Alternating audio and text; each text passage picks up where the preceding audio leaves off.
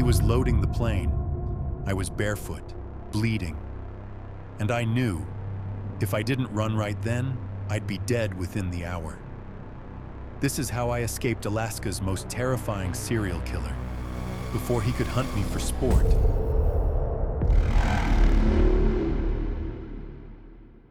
Before that day in June 1983, my life was already about survival. I was just 17, making my way as a dancer and sex worker on the streets of Anchorage, Alaska. In the 80s, Anchorage was a boomtown, overflowing with oil money and the rough men who worked the pipeline. It was a place where a young woman could make fast money, but it was also a place of incredible danger, where people, especially women on the edges of society, could just vanish.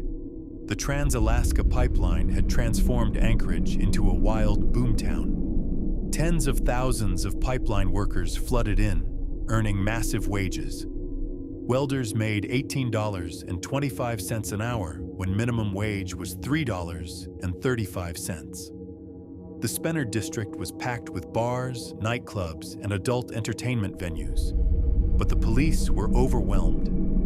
Fairbanks was supposed to have 17 state troopers, but often had only 2 on duty. Women were disappearing, but in the chaos of the boom, missing persons reports often got lost in the shuffle. I'd heard the whispers on the street, what we called the hoe vine. Warnings about dangerous clients, guys you needed to avoid. But no one had a warning for Robert Hansen. He didn't look like a monster. He was a local baker, a business owner. He was a husband and a father, a respected guy in the community. He had this quiet, almost timid way about him, and a little stutter that made him seem completely harmless. What I didn't know was that Robert Hansen had been planning this for years. Born in Iowa in 1939, he'd been scarred by severe acne and a stutter that made him an outcast. He'd even burned down a school bus garage as a teenager. When he moved to Alaska during the pipeline boom, he saw opportunity. He got his pilot's license specifically for hunting trips into the remote bush.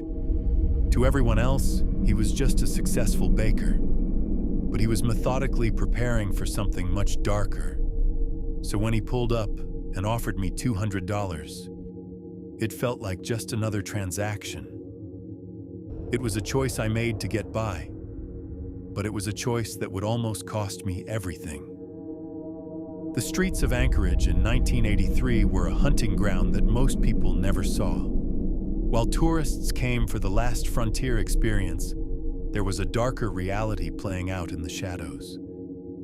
The Anchorage Daily News had started running a series they called The Missing, profiles of women who had simply vanished. But these weren't front-page stories. They were buried in the back sections, easy to miss. Women like me, we weren't considered reliable witnesses. We were expendable. The police had bigger problems: bar fights, pipeline worker disputes, drug trafficking. A missing prostitute barely registered as a case worth investigating. The second I was in his car, the timid baker was gone. In his place was someone cold, calculating, and in total control. He pulled a gun, and just like that, my entire world shrank to the 4 doors of his car. There was no screaming, no fighting back right then. There was just the cold, hard metal of the gun and the calm way he told me what was about to happen. He didn't take me to a motel. He drove me to his house in a quiet suburb. He led me down to the basement, a place that is forever burned into my memory. It was cold and dark, and the walls were covered with hunting trophies. The heads of slain animals, their dead eyes staring right at me. It felt like a tomb, and in that tomb, he chained me to a post by my neck. What I didn't know then was that Hansen had been perfecting his method for years. He'd started small, picking up women, taking them to remote locations, letting them go. testing their fear, watching how they ran. He was studying us like prey animals, learning our patterns. The basement wasn't just a torture chamber, it was his laboratory. He'd installed soundproofing so his family upstairs couldn't hear the screams. He'd practiced his speeches, rehearsed exactly what he would say to break down our will to fight. Every detail was calculated, from the chains he used to the hunting trophies positioned to maximize psychological terror. For hours, he tortured and assaulted me. The terror was a physical thing, so overwhelming I could barely get a breath. But somewhere deep inside, through all that fear, another voice started to whisper. A quiet, steady voice of defiance. It told me to pay attention, to memorize every single detail. The layout of the room, the kind of chains he used, the sound of his family moving around upstairs, with no idea of the horror happening right under their feet. He told me that tomorrow we were going to his cabin. I knew from the stories on the street exactly what that meant. Girls went out to the bush and never came back. He was going to fly me into the wilderness and hunt me. I knew with absolute certainty that if I got on that plane, I was going to die. The next morning, around 5 a.m., he unchained me and told me to get dressed.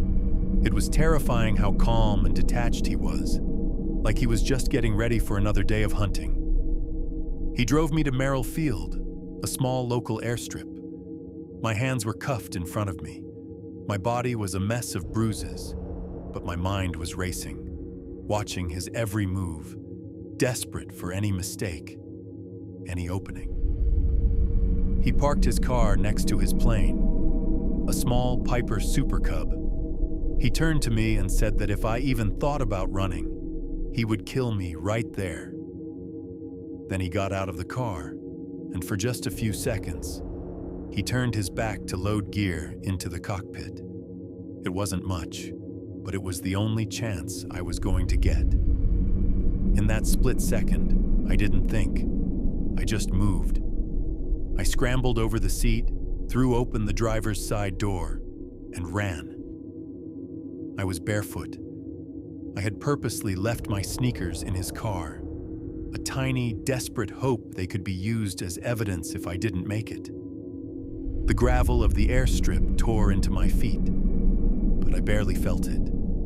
All I felt was the terror pushing me forward and him screaming behind me. I just sprinted for 6th Avenue, the main road that bordered the airfield. In my head, I could hear the voices of all the other girls, the ones who didn't get away. It was like they were screaming at me, "Run! Run, bitch, run!"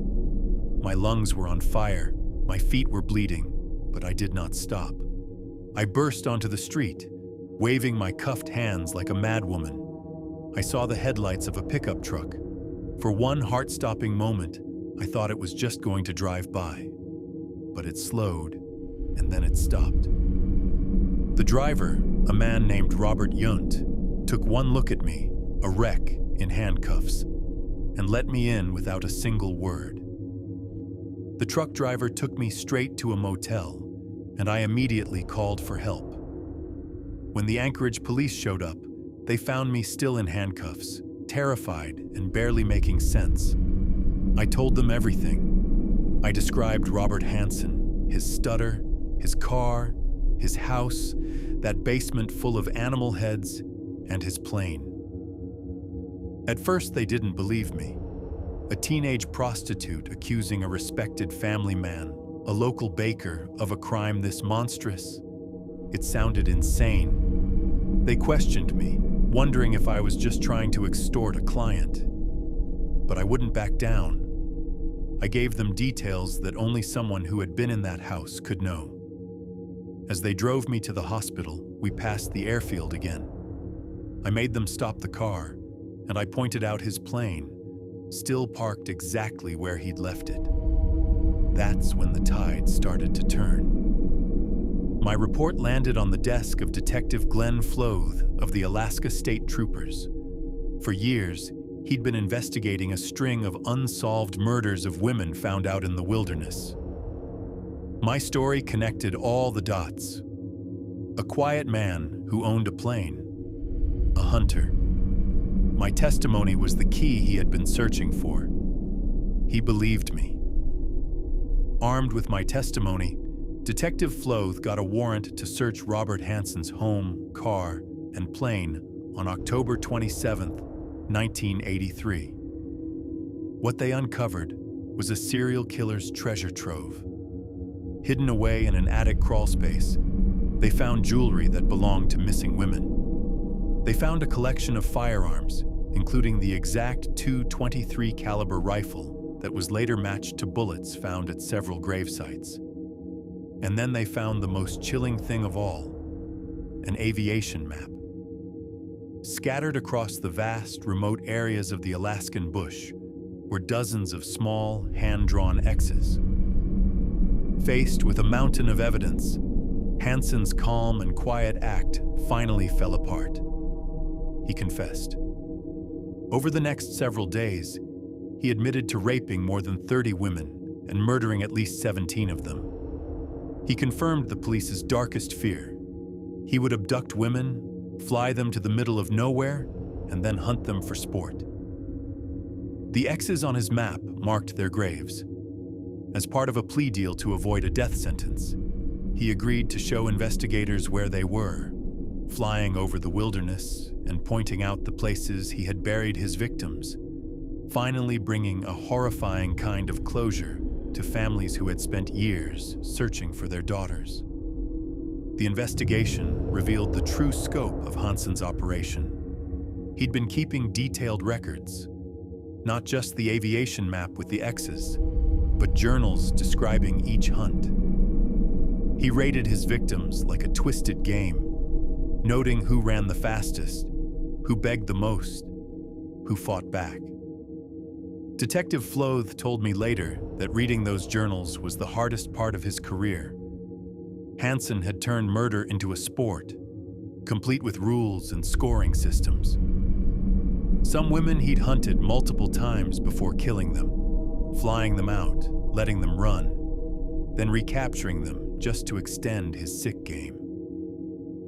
The aviation map told the whole story. Each X represented a life cut short. Women like Robin Pelkey, whose family searched for her for nearly 40 years before she was identified. Some victims, like the woman they called Eklutna Annie, remained nameless for decades. These weren't just statistics. They were daughters, sisters, women trying to survive in a harsh world who deserved so much better. A life after survival. Robert Hansen was sentenced to 461 years plus life in prison, with no chance of parole. He died there in 2014. My escape was the single event that brought his decade-long reign of terror to an end. But surviving isn't a one-time thing. The trauma of that day has been a long shadow. For years, I struggled, and the fear was a constant companion. But I refuse to only be a victim. I am the woman who fought back. I am the one who ran. The story of the butcher baker isn't just about him. It's about the strength of the women he targeted and the resilience of the one who got away. My story, and the stories of all his victims, is a permanent reminder that evil can wear a mask of total normalcy, and that sometimes the most vulnerable among us are the most courageous. I was the only one who could stop him, and I truly believe I was put here for that reason. This is my story. This is the story of the girl who escaped Alaska's human hunter. If you believe in the power of resilience and justice, please take a second to like this video and subscribe. Your support helps us keep bringing these important stories to light. If you have a horror story of your own you want us to share with the world, write it in the comments section, and we will be in contact with you.